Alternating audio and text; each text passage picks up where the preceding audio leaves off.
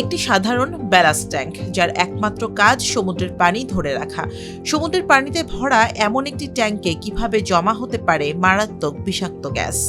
সীতাকুণ্ডের Ferdous steel ship recycling ইন্ডাস্ট্রিতে hydrogen sulphide গ্যাসে নিঃশ্বাস আটকে 9 জন শ্রমিকের নির্মম মৃত্যুর পর এখন এই প্রশ্নই সবচেয়ে বড় হয়ে উঠেছে। পরিবেশ অধিদপ্তরের তথ্য মতে, বাংলাদেশের জাহাজ ভাঙা শিল্পে ব্যালাস্ট ট্যাঙ্ক থেকে সৃষ্ট দুর্ঘটনায় এটি প্রথম প্রাণহানির ঘটনা। গ্যাস বিস্ফোরণ বা বিষাক্ততার ঝুঁকি সাধারণত থাকে তেলের ট্যাঙ্ক বা বিপজ্জনক কেমিক্যাল বহনের জায়গায়। সে কারণে স্ক্র্যাপ জাহাজের ওসব অংশের জন্য গ্যাস ফ্রি সার্টিফিকেট বা গ্যাস মুক্ত সনদ নেওয়া বাধ্যতামূলক। কিন্তু ব্যালাস্ট ট্যাঙ্ক পানির জন্য তৈরি, কোনো বিপজ্জনক কেমিক্যালের জন্য নয়। ফলে একটি সাধারণ ব্যালাস্ট ট্যাঙ্কে হাইড্রোজেন সালফাইড গ্যাসের মাত্রাতিরিক্ত উপস্থিতি বিষাক্ত এবং অত্যন্ত অপ্রত্যাশিত। এবারে প্রশ্ন হলো, তাহলে এই প্রাণঘাতী হাইড্রোজেন সালফাইড তৈরি হলো কিভাবে?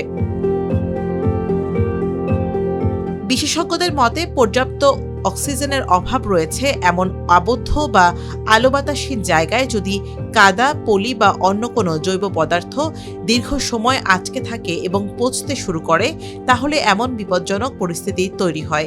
তদন্তকারীদের মতে, এলএনজি বা কেমিক্যাল ট্যাঙ্কারগুলোর ভাঙার আগে সেখানে পরিষ্কার করা হয়েছিল। সেখানকার কোনো পচনশীল বর্জ্য বা দূষিত পানি ভুলবশত এই ব্যালাস্ট ট্যাঙ্কে ঢুকে গিয়েছিল কিনা তা খতিয়ে দেখা প্রয়োজন।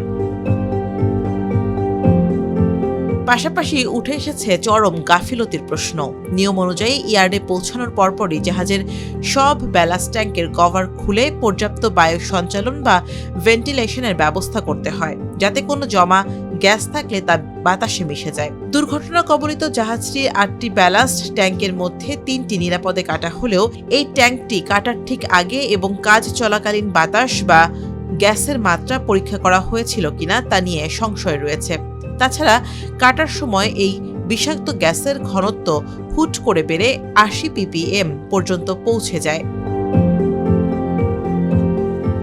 গ্যাস লিকের মূল কারণ ও উৎস চিহ্নিত করার পাশাপাশি এই ঝুঁকি দূর করার উপায় সুপারিশ করতে শিল্প মন্ত্রণালয় 3 সদস্যের একটি উচ্চ পর্যায়ের বিশেষজ্ঞ দল গঠন করেছে।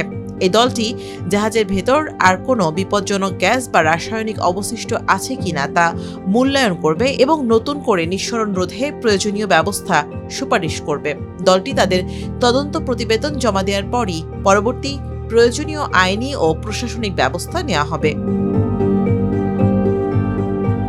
তদন্তের চূড়ান্ত প্রতিবেদন স্পষ্ট করবে এই 9টি তাজা প্রাণ ঝরে যাওয়া কি শুধুই সম্পূর্ণ অপ্রত্যাশিত কোনো দুর্ঘটনা, নাকি সনদপত্র গ্রহণ, বায়ু সঞ্চালন ব্যবস্থা এবং শ্রমিকের সুরক্ষার সরঞ্জামের অভাবে ঘটে যাওয়া এক মারাত্মক গাফিলতি।